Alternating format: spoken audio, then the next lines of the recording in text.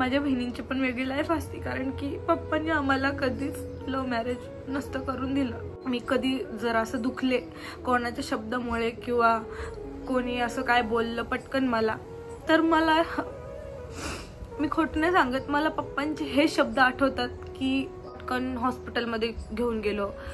हॉस्पिटलमध्ये नेलं, डॉक्टर म्हणले आता काहीच सांगू शकत नाही बोलले. माझ्या पप्पाला मुलगा पाहिजे होता, मग मुलगा पाहिजे होता म्हणून 4 मुली झाल्या, की जर तो आज असताना तर तू आणि साक्षी नसते, म्हणजे मी आणि साक्षी नसतो. पण त्याला काहीतरी आजार झाला लहानपणीच, तो जन्मला, मग त्याला काहीतरी आजार झाला आणि तो एक्सपायर झाला, असं झालं. हाय गाईज, गुड मॉर्निंग सगळ्यांना. कशात सगळे? पायल प्रतीक ब्लॉगमध्ये तुमच्या सगळ्यांचं परत एकदा स्वागत आहे. तर आज माझी तब्येत थोडीशी बेटर आहे. तुम्हाला अपडेट देते कारण की तुमच्या खूप सारे कमेंट्स येत होते मला, तर त्याच्यामुळे. आणि मी हळू बोलते ह्याचं कारण हे आहे की आत्ता खूप सकाळी मी उठून रेडी झाली आहे माझ्या घरी जायला, आणि प्रतीक झोपला आहे. तर मला नाही वाटत आहे की मी त्याला उठवावं एवढं सकाळी 6 वाजले ते आत्ता. तर मग मी आंघोळ वगैरे केली, रेडी झाली, आणि रेडी होऊन आता मी आवरते आहे माझ्या घरी निघायला. तर मी आता एकटी निघणार इथून. तर मी का चालली आहे हे सगळं तुम्हाला मी पुढे सांगते. आत्ता तर मी आवरते पटकन, आणि ब्लॉग एंडपर्यंत बघा.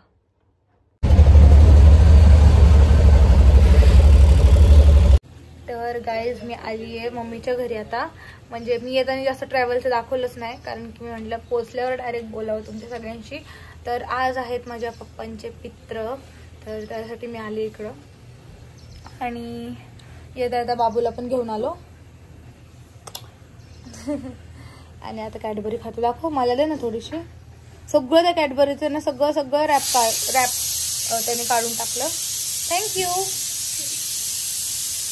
तर बोलते, मला खूप आज काय तुम्हाला सांगायचं आहे, माझ्या पप्पाला नक्की काय झालं होतं आणि पप्पा इतक्या लवकर कसे काय गेले, मला सगळं सांगायचं तुमच्याशी. तर ब्लॉग एंडपर्यंत बघा गाईज. या गाईज जेवायला.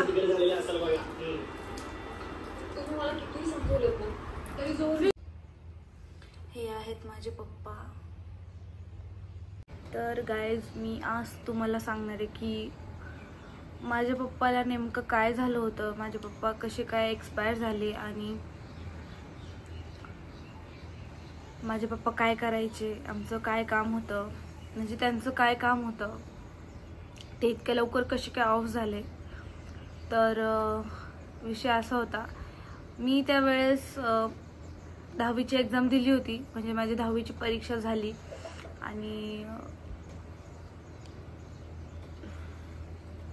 माझे पप्पा पहिल्यापासूनच ना खूप ड्रिंक करत होते, आणि ड्रिंक करत असल्यामुळे त्यांचे मित्र, माझ्या पप्पाचे एकतर मित्र खूप होते, खूप म्हणजे खूप मित्र होते. आणि त्या काळात आहे ना माझ्या पप्पाकडे त्या काळात पैसा पण खूप होता, आणि पैसा असल्यामुळे पप्पा ड्रिंक करायचे, पैसे उडवायचे, आणि असं एक बोलतात ना, एक असं डॉन टाईप, ते त्या काळात तसे राहायचे, म्हणजे पप्पाच्या काळात पप्पा तसे राहायचे. आणि मग असं नाही का, ते सगळं पप्पाला म्हणजे चांगलं वाटत होतं, कारण की पप्पा कधीपासूनच असं नाही का झुकेंगा नाही साला असेच होते, म्हणजे कधी कोणापुढे झुकले नाही, काय नाही. पण ते कमवत होते, ते पैसे उडवत होते, आणि खूप खूप खूप जास्त प्रमाणात ते ड्रिंक करत होते, आणि स्वतः पण पित होते, आणि मित्रांना पण पाजत होते. असे होते माझे पप्पा. तसं माझी मम्मी पण माझ्या पप्पाला खूप घाबरत. तुम्हाला माहिती आहे की ड्रिंक केलेला माणूस कसा असतं, आपण असं ड्रिंक केलेल्या माणसाला काही सुद्धा बोललं तर ते एकदम हायपर होऊन जातं माणूस. तर मग माझी मम्मी पण पप्पाला खूप घाबरायची. माझी मम्मी, आता विचार करा तुम्ही, माझ्या पप्पाला मुलगा पाहिजे होता, मग मुलगा पाहिजे होता म्हणून 4 मुली झाल्या. मुलगा का पाहिजे होता, कारण की पप्पाच्या नंतर सगळं पुढं चालवायला, असं पप्पाचा विचार पण वेगळा होता. पण माझे पप्पा खूप चांगले होते. त्यांचे विचार जरी वेगळे असले तरी शेवटी कसं पप्पानी पण नंतर काय केलं की आम्ही 4 जणी झालो ना, तर त्याच्यानंतर मग पप्पानी पण होप सोडून दिला. म्हणजे आम्ही छोटे होते तेव्हाच मम्मी आम्हाला म्हणजे नाही का सांगते अशी की अशी स्टोरी वगैरे पप्पाचं. जेव्हा मी लहान होते तेव्हा मला तर काय माहित नव्हतं ना, तर मग मला मम्मी सांगायची, आम्हाला सगळ्या बहिणींना वगैरे सांगायची.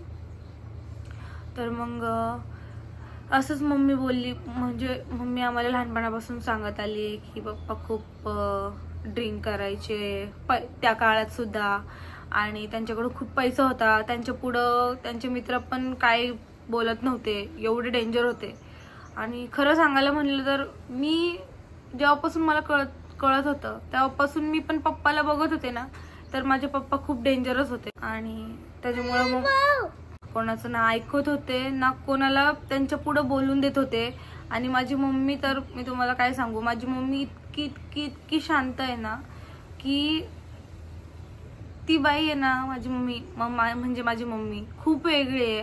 तिने माझी मम्मीचा माझ्या पप्पावरती खूप जीव होता. म्हणजे आता पण माझी मम्मी पप्पावरतीच माझ्या मम्मीचा जीव आहे. आणि माझ्या पप्पाचा पण माझ्या मम्मीवर खूप जीव होता. म्हणून माझी मम्मी पण पप्पाला घाबरत होती, कधीच पप्पाच्या पुढे नाही बोलली. आणि मला चांगलं आठवतंय, माझे पप्पा ना मम्मीला हर एक चीज घरातच आणून देत होते. माझी मम्मी कधीच अशी दुकानात नव्हती गेली तेव्हा. म्हणजे आम्ही मोठे झालो होतो ना, म्हणजे असं थोडं माझी मोठ्या बहिणी वगैरे मोठ्या मोठ्या होत्या, तर त्याच दुकानात वगैरे जायच्या जर कधी काय असं आणायचं असेल बाहेरून तरी. आणि जर असं खूप लांबून काय आणायचं असेल तर मग ते पप्पाच आणत होते. माझी मम्मी कधी उंबऱ्याच्या बाहेर सुद्धा नाही गेलेली आहे. माझ्या पप्पाचं सांगायचं म्हणलं तर पप्पा आमच्या 4 बहिणींना इतकं इतकं जीव लावलाय ना पप्पाने, की मम्मी जरी आम्हाला कधी मारायला लागली ना, तरी माझे पप्पा बोलायचे की हात नको लावू माझ्या पोरींना, तू माझ्या पोरींना कसं काय मारतीये.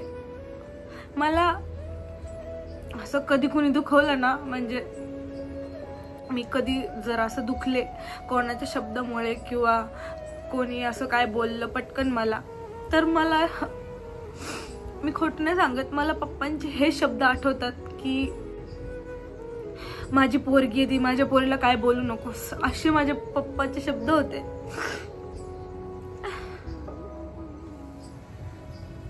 Sorry guys. पण एका मुलीसाठी तिचा पप्पा ऑलवेज इथं असतो, म्हणजे इथं. आणि एका बापासाठी त्याची पोरगी अशी परी म्हणलं तरी पण परी असती. जरी माझे पप्पा असे ड्रिंक वगैरे करत होते ना, तरी सुद्धा माझे पप्पा इतका आम्हाला जीव लावायचे नाही, इतका. आम्ही ज्या गोष्टीवर हात ठेवला ना लहानपणी, तर म्हणजे असे लगेच देत होते, पण असं नाही का लगेच नव्हते देत, पण दुसऱ्या दिवशी ती गोष्ट घरात आलीच पाहिजे असे होते पप्पा. कधी कधी असं वाटतं मला की पप्पा आज पाहिजे होते. आणि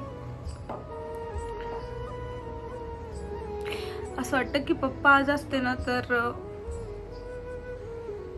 वेगळी लाईफ असती माझी, माझ्या बहिणींची पण वेगळी लाईफ असती. कारण की पप्पांनी आम्हाला कधीच लव्ह मॅरेज नसतं करून दिलं. पप्पा खूप कडक होते, माझे खूप स्ट्रिक्ट होते. आम्हाला जर कुणी बघितलं जरी ना, तरी पण त्याला मारलंच असतं, असे होते माझे पप्पा. सॉरी गाईज, मी रडतीये, पण मला ह्या जगात आहे ना, मला फक्त माझ्या मम्मीची आठवण तुम्हाला रोज येते तिकडे. म्हणजे मी जेव्हा माझ्या सासरे असते तेव्हा माझ्या मम्मीची आठवण तर मला रोज येते. पण मी जेव्हा खूप अशी दुःखी असते आणि खूप अशी कधी रडत असते, तर मला पप्पाची आठवण येते. कारण की असं वाटत होतं की तेव्हा जर आमच्याकडे जास्त पैसे असते तर कदाचित माझे पप्पा वाचू शकले असते, म्हणजे ते आज ह्या जगात असते. तर माझ्या पप्पाला नक्की काय झालं होतं, तर ते खूप जास्त ड्रिंक करत होते. आणि एक क्षणाला असं झालं की माझ्या पप्पाच्या अंगात फक्त दारू होती, पाणी नव्हतं, अशी माझ्या पप्पाची सिच्युएशन होती. ड्रिंक करून करून ना माझ्या पप्पाचं पोट आहे ना अक्षरशः फुगलं होतं. इतके माझे पप्पा ड्रिंक करायचे, इतकं पोट फुगलं होतं. आणि एक दिवस काय झालं, पप्पांनी दुपारचं जेवण केलं आणि दुपारी जेवले म्हणजे आम्ही सगळे जेवलो आणि पप्पा असेच बेड नाही तेव्हा आमच्याकडे कॉट होती, एकच रूम होती तेव्हा आमची.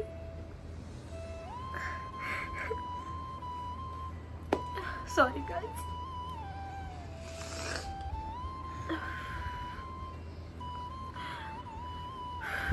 तेव्हा आमची एकच रूम होती. एका रूम मध्ये मी म्हणजे आम्ही 4 बहिणी, पप्पा, मम्मी, आजी म्हणजे माझ्या पप्पाची मम्मी राहायचे. आम्ही एवढे सगळे राहायचो एका रूम मध्ये. तर तेव्हा कॉट होते आमच्याकडे. पप्पा आम्ही सगळे जेवलो. पप्पा असे कॉटवरती झोपले. साक्षीला म्हणजे झोपले म्हणजे असे लोळत बसतो ना आपण, असं खूप आळस येतो जेवल्यावर, तसं झालं. आणि साक्षी तेव्हा छोटी होती आणि पप्पाला ना सवय होती की लहानपणापासून साक्षी पप्पांच्या पोटावरच खेळायची. म्हणजे अशीच नाही का, पप्पा तिला पोटावर घेऊन बसायचे, खूप लाड करायचे साक्षीला. पप्पा खूप खूप खूप म्हणजे खूप खूप लाड करायचे साक्षीला, फक्त कारण की ती सगळ्यात छोटी होती. तर मग असेच तिला पोटावर घेऊन बसले, खेळवत होते आणि तिच्यासोबत मस्करी करत होते की बघ मी झोपतोय आता, नाही का, असं डोळे बंद करत होते मुद्दाम, बघ मी आता झोपतोय, असे डोळे बंद केले त्यांनी. आणि ते असं बोलता बोलता असताना असं झटका आला आणि झटका आला. मग आम्ही सगळे घाबरलो. आम्ही घरात नव्हतो तेव्हा, आम्ही बाहेर होतो, म्हणजे बाहेर घराच्या बाहेर खेळत होतो. चंचल घरात नव्हती तेव्हा, चंचल बाहेर होती. माझी मोठी बहीण पण नव्हती घरात, मला चांगलं आठवतंय. तर मग असंच पप्पाला, मग पप्पा असे बोलायचे बंद झाले अचानकच. मग मम्मी वगैरे सगळं आम्ही टेन्शनमध्ये आलो की नक्की काय झालं. मग पप्पाला हॉस्पिटलमध्ये घेऊन गेलो आणि पैसे होते तेव्हा, बॅकअप पैसे आमच्याकडे होते. तर मग ना काय झालं, आम्ही पटकन आमच्या विश्रांतवाडीच्या ना एका हॉस्पिटलमध्ये पप्पाला ऍडमिट केलं. खूप मोठं हॉस्पिटल होतं आणि ते हॉस्पिटल ना नवीनच म्हणजे बनलं होतं. खूप जेवढा पण पैसा होता ना तेवढा पैसा सगळा हॉस्पिटलमध्येच गेलाय. म्हणजे हॉस्पिटलमध्ये आम्ही पप्पाला ऍडमिट केलं. पप्पाचा आहे ना घरी जेव्हा अटॅक आला ना, पप्पाला घरी अटॅकच आला, पप्पाला खूप मोठा अटॅक आला. आणि मग आम्ही खूप सगळे टेन्शनमध्ये आलो. मग पटकन हॉस्पिटलमध्ये घेऊन गेलो. हॉस्पिटलमध्ये नेलं. डॉक्टर म्हणले आता काहीच सांगू शकत नाही बोलले. त्यांचं पोट, आणि काय झालं तेव्हाच त्यांचं पोट इतकं फुगलं ना, इतकं फुगलं, कारण की तुम्ही विचार करा, पोटात काहीच नव्हतं, म्हणजे पाणी नव्हतंच, फक्त दारू होती, असं आम्हाला डॉक्टरने सांगितलं होतं. डॉक्टर बोलले त्यांचं पोटातली म्हणजे शरीरामध्ये, मग सलाईन वगैरे लावल्या, मग ते दारू वगैरे नाही का असं म्हणजे सगळं बॉडीमधलं रिकामं करायचं ठरलं असं पोटातलं. तर मग डॉक्टर बोलले बघूयात आपण, ट्राय करू. मग शॉक वगैरे दिला, सलाईन वगैरे लावल्या, ती मग ऑक्सिजन वगैरे नाही का तसं. तर मग काय झालं, हे सगळी प्रोसेस चालू होती. मग पप्पा असे थोडे जागे झाले, काय माहिती कसं काय, पण पप्पा जागे झाले तिथं हॉस्पिटलमध्ये. आणि हॉस्पिटलमध्येच होते 3-4 दिवस.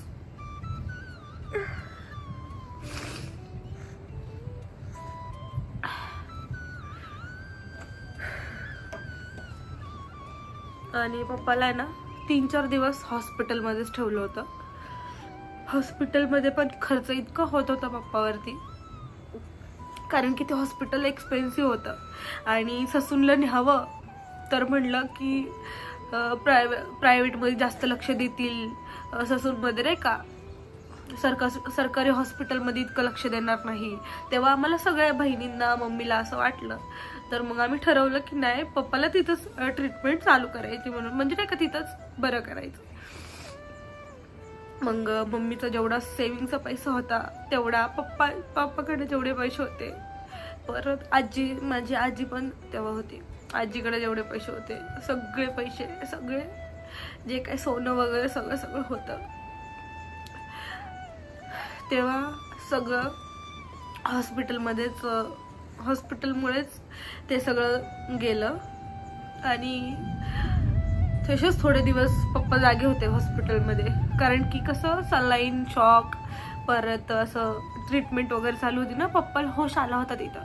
तर मग ना म्हणजे असं आम्हाला वाटत होतं की नाही आता सगळं ठीक होईल. मग आम्ही पण असं एवढं काही टेन्शन मध्ये नव्हतं. असं वाटलं की हा आता पप्पांनी डोळे उघडले. खात नव्हते पप्पा काय, फक्त असं सलाईन वरतीच. मग असं वाटलं की अरे पप्पा आता नीट होणार आहे असं वाटलं. पण हॉस्पिटलवाले थोड्या दिवसात म्हणले की आता काय होऊ शकत नाहीये, तर तुम्ही ह्यांना एक काम करा की ससूनला घेऊन जावा, ससून हॉस्पिटलला. आम्ही सगळे बोललो की नाही न्यायचं असं चाललं होतं.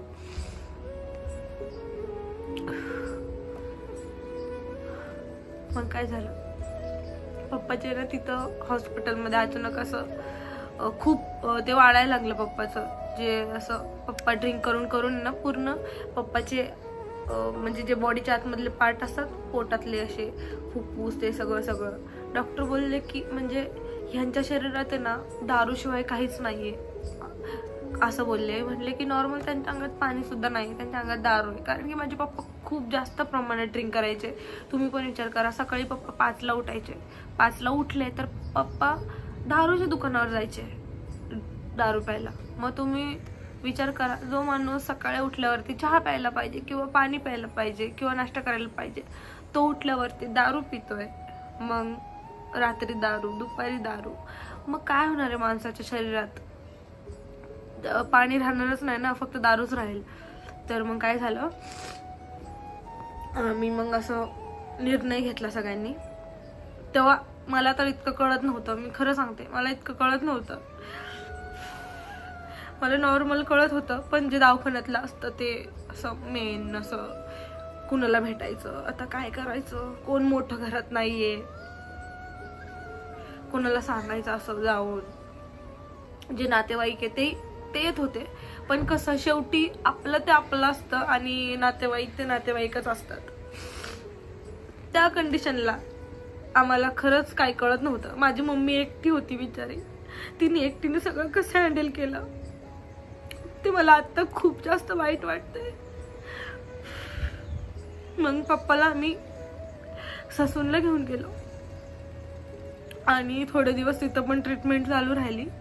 पप्पाला तिथे लगेच जीव गेला, पप्पा नाही जगले. मग आता असं वाटतंय की तेव्हा जर आमची फायनान्शियल कंडिशन चांगली असती तर अजून चांगल्या हॉस्पिटलमध्ये घेऊन गेलो असतो किंवा अजून म्हणजे काहीतरी उपचार केला असतं असं वाटतं मला आता. आणि आता पैसे आहेत पण पप्पा नाहीये. आता असं वाटतं की आता पप्पा पाहिजे होते, आणि आता जर पप्पाला काही झालं असतं ना, मी पप्पाला अजिबात जाऊन दिलं नसतं. कुणाच्या पण हातापाया पडले असते की त्यांना नीट करू, किंवा आता आमची फायनान्स म्हणजे कंडिशन चांगली आहे पैशाच्या बाबतीत. तर आता तसंच असतं माणसाचं. कसं आहे माहिती का, जेव्हा आपल्याकडे काही नसतं आणि तेव्हाच आपण अशा स्टेज मधून जातो की आपल्याला काही करता येत नाही. असं खूप माझी मम्मी तेव्हा एकटी पडली होती, खूप खचून गेली होती ती. कारण की ज्या बाईने कधी उंबऱ्याच्या बाहेर पाय ठेवला नाही, ती बाई नंतर आमच्या चौघा बहिणींचं बघत होती. माझे पप्पा माशाचा बिझनेस करत होते, तर तो बिझनेस माझ्या मम्मीने पुढे सांभाळला. का तर आमच्या चौघींसाठी सांभाळला. आणि एका बाईला कसं असतं, आधार मम्मीला कोणाचाच नव्हता. आम्ही 4 जणी बहिणी होतो. माझी आजी होती, माझ्या आजीने मम्मीला शिकवलं माशाचं काय कसं असतं. परत माझी 2 नंबरची बहीण, ती पप्पांपाशी जायची माशाच्या दुकानावरती, तिला सगळं नॉलेज होतं माशाचं. तर तिने माझ्या मम्मीला शिकवलं, माझ्या मम्मीला घराच्या बाहेर आम्ही काढलं. माझ्या मम्मीला म्हटलं, मम्मी तू आत्तापर्यंत तू बाहेर नव्हती, तर तू, माझ्या मम्मीने पण ठरवलं की मी माझ्या पोरींसाठी घराच्या बाहेर पडणार, मी करणार. मग आम्हाला आमच्या मम्मीने शिकवलं, ग्रॅज्युएट केलं, सगळ्या बहिणींना एवढं चांगल्या कॉलेजमध्ये टाकलं, सगळ्यांना शिकवलं, सगळ्यांच्या इच्छा पूर्ण केल्या. मला पप्पा नसतानाही, आणि अजूनही ती करतीये. आता आम्ही तिला म्हणतो तू नको करू, बस घरात, पण ती म्हणती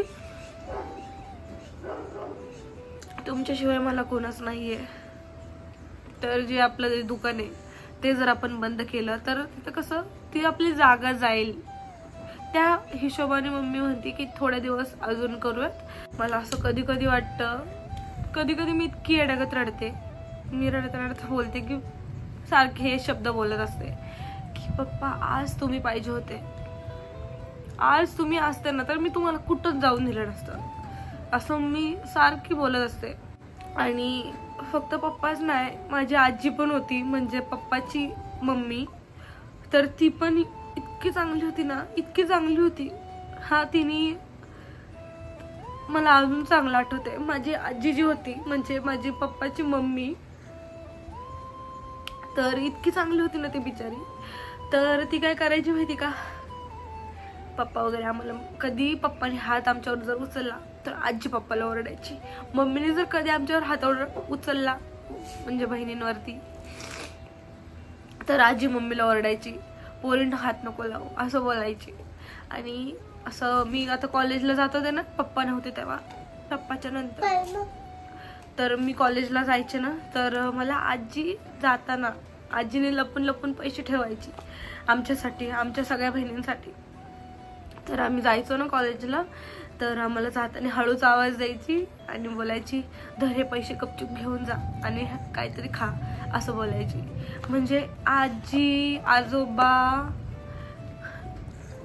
वडील ह्यांचं जास्त आम्ही हे नाही बघितलं, म्हणजे कसं सुख नाही घेतलं. हा, आजी होती आमच्या सोबत खूप वर्ष, पण ती पण आता कोरोनाच्या दरम्यान एक्सपायर झाली. खूप चांगली होती, खूप वय झालं माझ्या आजीचं, पण ती खूप थकल्यामुळे ना ती लवकर एक्सपायर झाली. खरं मी माझ्या बाबांना तर मला असं वाटतं मी बघितलंच नाहीये. मला असं वाटतंय की मी माझ्या बाबाला, म्हणजे माझ्या पप्पाच्या पप्पाला, मला असं वाटतं की मी माझ्या पप्पाच्या पप्पाला जास्त बघितलंच नाही. जास्त म्हणजे काय, कधी बघितलंच नाही. मला असं वाटतं माझ्या मम्मीचा पण पप्पावर इतका जीव आहे ना, खूप जीव आहे, खूप.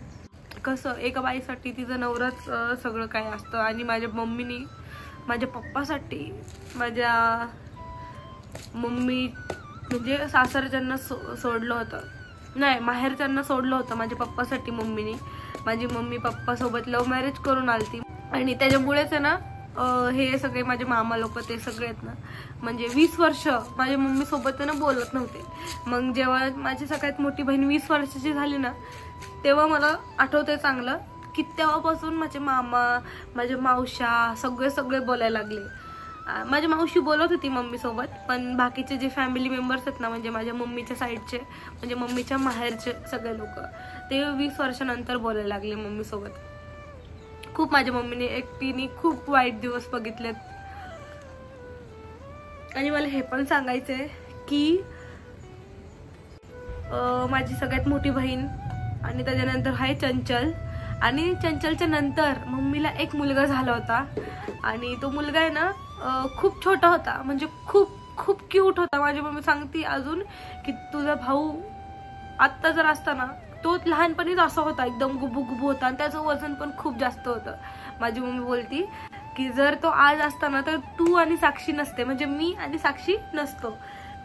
पण त्याला काहीतरी आजार झाला लहानपणीच, तो जन्मला, मग त्याला काहीतरी आजार झाला आणि तो एक्सपायर झाला, असं झालं मम्मीचं पण.